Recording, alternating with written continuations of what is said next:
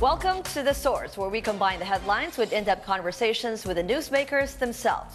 Today on the program, claims for ghost dialysis treatments haunt PhilHealth. Paano natin say parang 300 million lang na 300 ang parang gano'n. Hindi ang ako masyadong officially. sure na. Basta sobrang bloated daw yan. President Rodrigo Duterte ordering top PhilHealth officials to resign. I'm looking into any culpability of an employee of government. But how does corruption persist in the state-run health insurance agency? Stop saying that you're dealing with it because actually they persist. And will a new leadership be enough to clean up its ghosts? But like they say, maybe we don't need more doctors in PhilHealth. We need more managers. We need more fraud investigators. Just when the universal healthcare law is about to go full throttle, former Health Secretary and Iloilo Congresswoman-elect Janette Garin joins us live.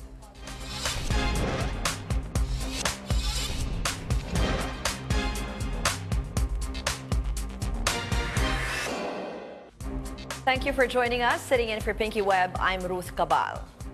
Today's top story, Malacanang now calling on Chinese authorities for an investigation and proper sanctions on the crew of a suspected Chinese vessel that collided with the Filipino fishing boat in the West Philippine Sea. The incident happened Sunday evening at Recto Bank and reported by authorities Wednesday, Independence Day. In a statement, the Defense Department said the vessel with 22 Filipino crew members sank.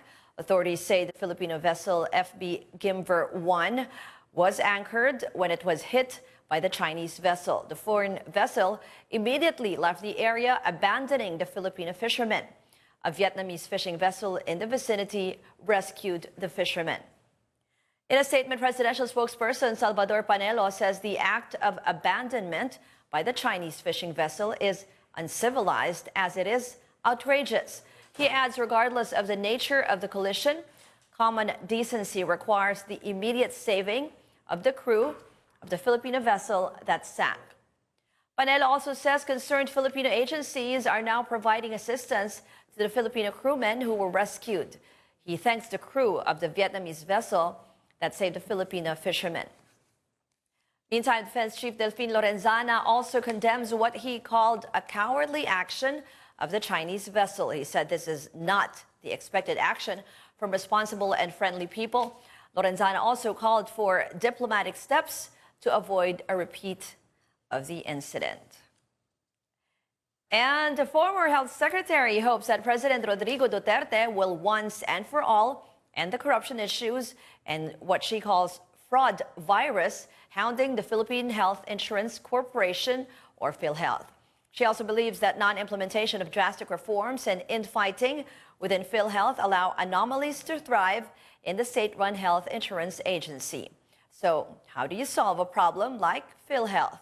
Also, we get an update on the Dingvaxia cases against her and her plans as Iloilo representative-elect. Let's go straight to the source of the story. Former Health Secretary and now incoming Iloilo Representative Janette Garin. Good morning, Congresswoman. Good morning. Congresswoman-elect. Well, in the past, there have been a lot of fraudulent schemes at PhilHealth. Inimbestigahan na nga po ito. And then now we're looking at another expose of millions of pesos paid out for supposedly... Billions. Billions. Okay. Ghost dialysis treatments. And you were saying this existed even before. Can you tell us about it? Yes, that's just the tip of the iceberg. Even before I joined the Department of Health, we discovered the same anomaly involving cataract operations in Region 6. And the time Secretary Duque was the president of PhilHealth, and I was a member of the provincial board. I had access to him when I became a member of Congress, my first term in 2004 until 2007. And we presented the documents, including the checks from PhilHealth that were being encashed in cahoots with some people from the postal office. After that, he allowed us, and the former President Arroyo allowed us to come into the picture and institute reforms. So we did have a cap, especially in cataract operations, and re-examine the packages that PhilHealth was giving. Unfortunately, upon the change of PhilHealth president and then a new board, this came back again. I was fortunate to be chairman of the board when I joined the Department of Health. And I was surprised that the reforms we did were all overturned And it was not only limited to cataract. There were a lot of abuses in terms of dialysis, cesarean section, pneumonia, and even dengue. And I believe the first package that I removed was the wart removal package. Moving forward, we realized that one of the problems was the absence of a database. There were people and experts who were trying to put in and establish the database in PhilHealth. Unfortunately, there were a lot of objections. So I had to pull out DOH people, the experts in IT, and help us in PhilHealth. So we created the dashboard together with willing career officials inside PhilHealth. The dashboard allows you to immediately, with one click of your finger, see the pattern of collections or reimbursements or payments to doctors, medical providers, and healthcare institutions, hospitals, clinics, and stand-up clinics like the dialysis centers. There we filed a lot of cases, but we realized that one problem that PhilHealth was having, people were skirting around the law. So they will say, okay, just file cases, just file cases. It would be comatose in PhilHealth, and it will never come out. Hindi umuusad yung kaso, Hindi ganun, umuusad, ma'am. hindi Oo. nare-resolve, at ang nangyayari, lumalala lang kasi umaabuso pa rin. Ma'am, can I just cut you there? Linawin ko lang, you were mentioning kasi yung cataract packages, no? Yes. Why are you saying that this is the same? Kasi we're talking about It's the ghost same dialysis. scheme. Okay. It's Can you the same explain? scheme. Apo. So yung dati, dahil nga sinasabi nila lahat ng katarata i-ooperahan. Not all cataracts are to be operated. Kung hindi ka nakakita, yun lang. So what they do, hinahakot. Yung iba wala namang katarata, sasabihin meron para maoperahan kasi may package. I think during the time, it was 33,000 pesos per eye. So sa dalawa noon, that will be 66. And we were able to establish the hospitals involved in this. Ang hindi pa maganda doon, it's not just about fraud. It's about public health. Hinahakot yung mga taong wala namang sakit, aabusuhin at yung iba hindi naman kailangang operahan, ooperahan para lang makakuha sa PhilHealth. So compared to this one now, It's for dialysis, it's ghost collections, hindi totoong mga pasyente. Pero doon naman sa pneumonia, konting lagnat. yung parang tinatawag nila na upcasing ba yun? Na, Yes. Oo. And actually, hindi yun yung sakit. Ilalagay mo yung sakit na ang alam mo mataas yung case rate. Para makakuha ka ng... Yes, kasi pag sinabi mong, ito upper respiratory tract infection, iba yung case rate. Ito ang naging problema. That's why in the last board meeting that I had, I was very frustrated and really pushed for the reorganization of the structure. Kasi ang naging isang problema, isang tao lang yung may hawak ng legal office, human resource, procurement, bidding, appeal. So lahat ng powers is walang check and balance. Ma'am, what you're saying is the scheme has been yung mga fraudulent schemes. Pero dati ba nakita nyo na itong mga Yes. patay na pasyente binibigyan ng dialysis? What we saw, remember, nung ako bumaba, and the office of the president, President Duterte's office, Malacanang, was doing an audit on PhilHealth. Immediately, John Basa, who was at the time, who is still, I think, the acting OIC now, John Basa immediately came out and said, hindi, wala na pong pera ang PhilHealth kasi merong 10.6 billion diversion. That's a big lie. The documents are there. Even DBM said, wala pong ganoong release, walang ganoong diversion. But PhilHealth keep on insisting. Why? Nagko-cover up Tinatakpan nila kasi ang katotohanan, there are two things. First, they declare a very big income and collection para yung admin cost na gamitin nila malaki rin because it's mandated na itong portion lang nito ang pwedeng ma-admin cost. Second are the fraudulent practices. Ghost patients, you enroll and re-enroll the already enrolled members. Let's say yung example, dependent ko yung anak ko. Enrolled naman ako, member yung nanay at tatay ko. When the Senior Citizens Law, which was a very good law, came and was approved in Congress, kaka-approve lang sa Kongreso, hindi pa nga napipirmahan ng Presidente, wala pang IRR, agad-agad, naghakot na mga pasyente na, may medical mission. Pero yung mga medical mission na yun, sinisingil sa PhilHealth.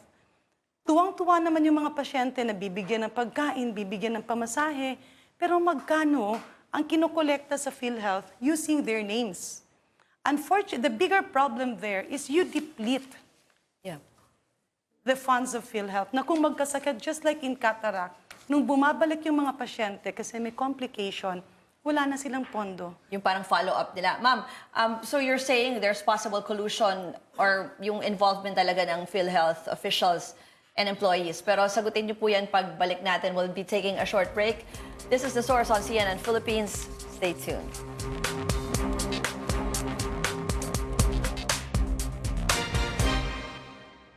You're watching The Source on CNN Philippines. Our guest today, former Health Secretary and now incoming Iloilo Representative Janette Garin. So ma'am, ang sinasabi niyo ba ay nangyayari ang lahat ng ito kasi may kinalaman yung mga opisyal and empleyado sa loob mismo ng PhilHealth? Yes, not all. Marami dyan ang magagaling, marami dyan ang matitino. In fact, I was surprised when I became the Secretary of Health. Bakit ganito? Nagkaroon ng automatic re-accreditation. Parang pagka na-accredit ka na once, automatic Which every one? year accredited ka Re-accreditation na. of? Hospitals and healthcare institutions. So pagka ikaw violator, walang magawa yung nasa baba kasi automatic nire-renew yung accreditation Kahit may mga mo. kaso ka talaga. Yes. Oo. Kasi automatic lang eh. Okay, so what we did is we stopped that at ibinaba namin para malaman kasi the regional offices are in touch directly with the healthcare providers. Alam nila ang nangyayari sa baba. So pagka malapit nang matapos yung taon, titingnan. No? Para meron kaming sinabing you have to comply with the integrity, there is a checklist, no, for integrity compliance. And there were a lot of hospitals and clinics, healthcare providers, na ito nga perennial, paulit-ulit. Nagulat na lang ako when I left the office because all of this were transparently reported to my successor and meron kami mga PhilHealth board members who were still there para ituloy yun.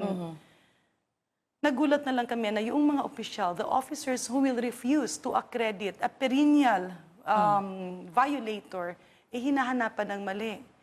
Binubusisi yung mga DTR, minsan kung hindi ba maganda yung pagkasuot ng uniform, o ito. And then So you're most of saying nung them- panahon niyo, ma'am, you were able to address it? Yes, and Oo. I can give you a full report.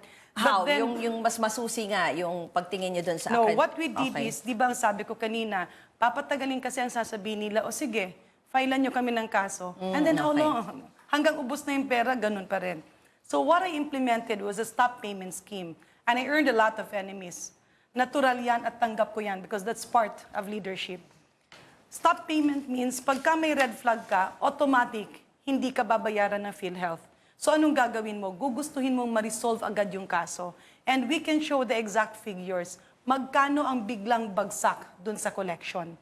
And then many of them complied. Marami ang nakiusap na, pasensya na po, hindi na namin uulitin. So all the reforms were started. Nagkaroon na ng dashboard.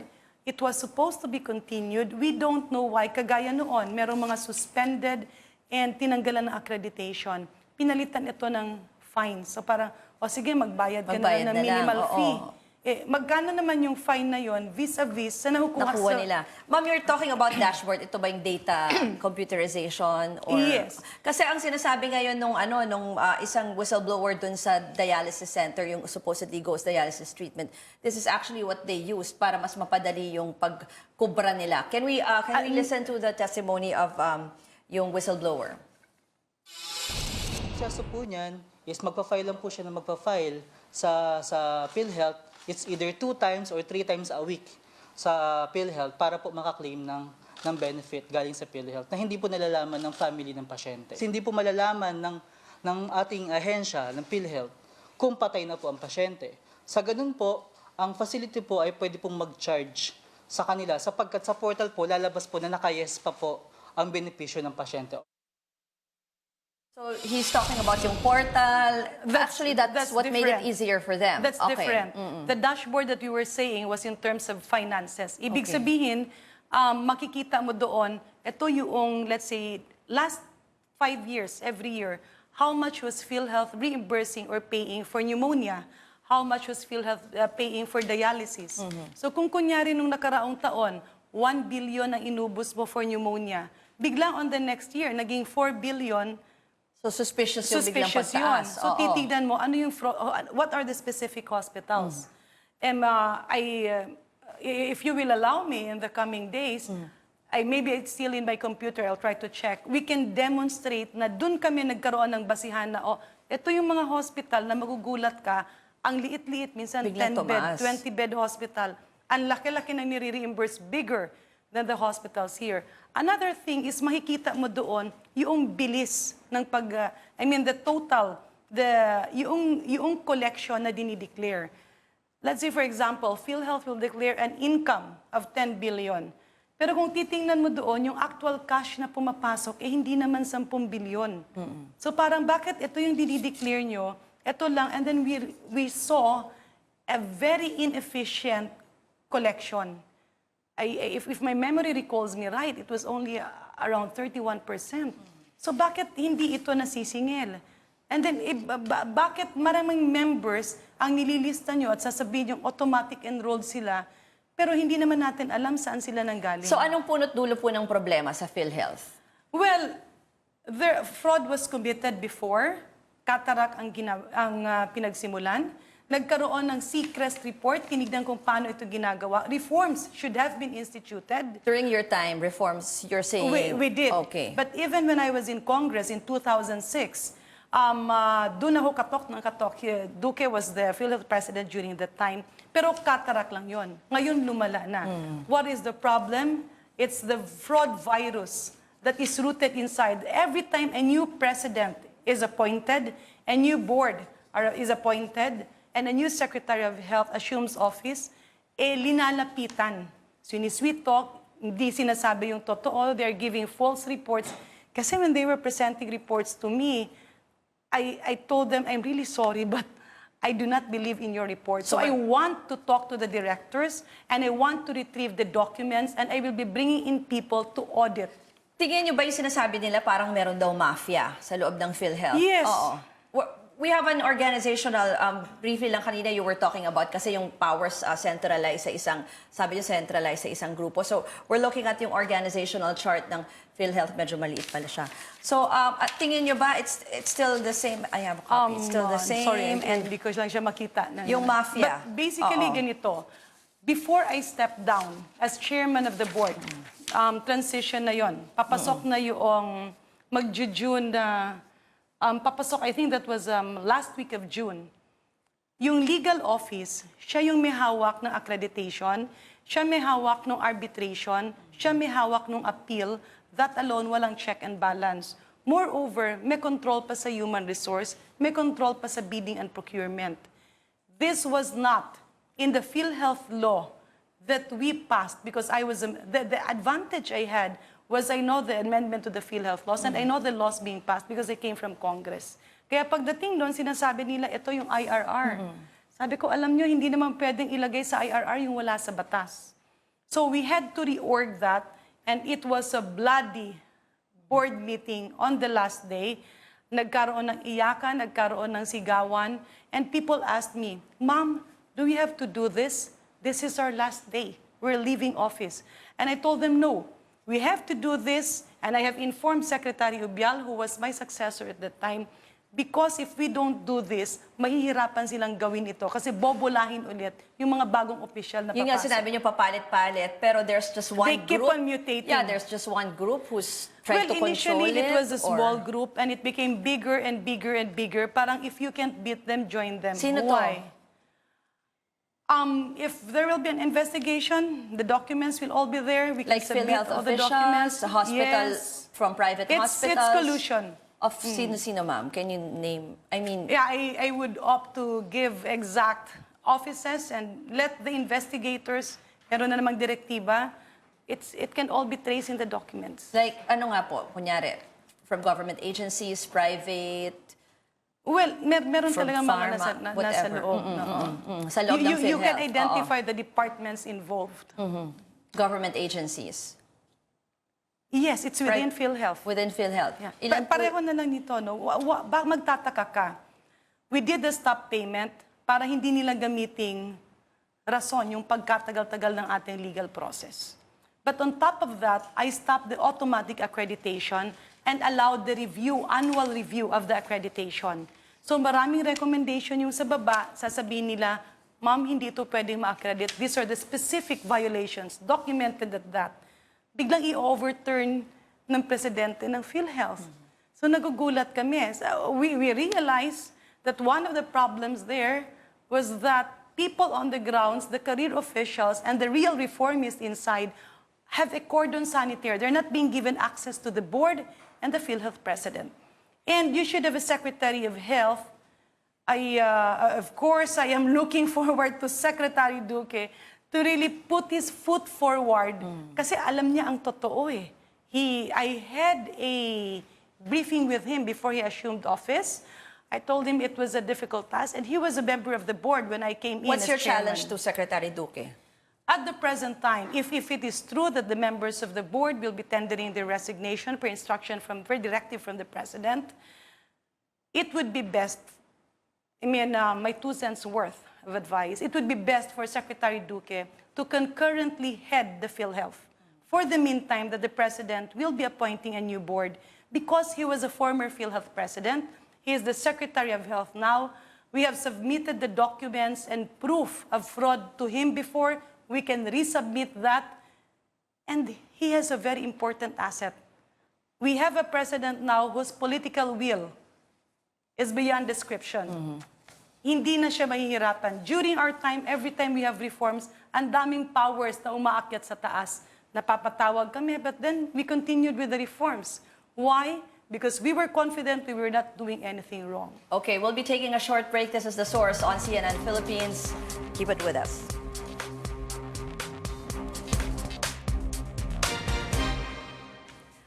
You're watching The Source on CNN Philippines. Our guest today, former Health Secretary and incoming Iloilo Representative Janette Garin. Ma'am, balikan ko yung sinabi nyo. Sabi nyo, ang parang alas, ang advantage ni Secretary Duque ngayon is he has a president with political will. Hindi ba kayo, nung Health Secretary dati, wala ba kayong ganong klaseng presidente? Well, President Aquino, Pinoy had the political will. Pero nakita nga namin during that time, kasi I joined PhilHealth for only a year.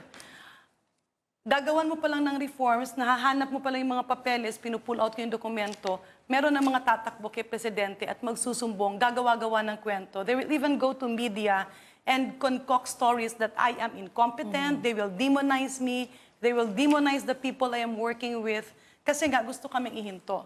Pero pag pinatawag naman ako at medyo mapagsasabihan ako na bakit ganito, I present documents. Pero during that time, hindi pa kasi tapos yung aming pagbubusisi.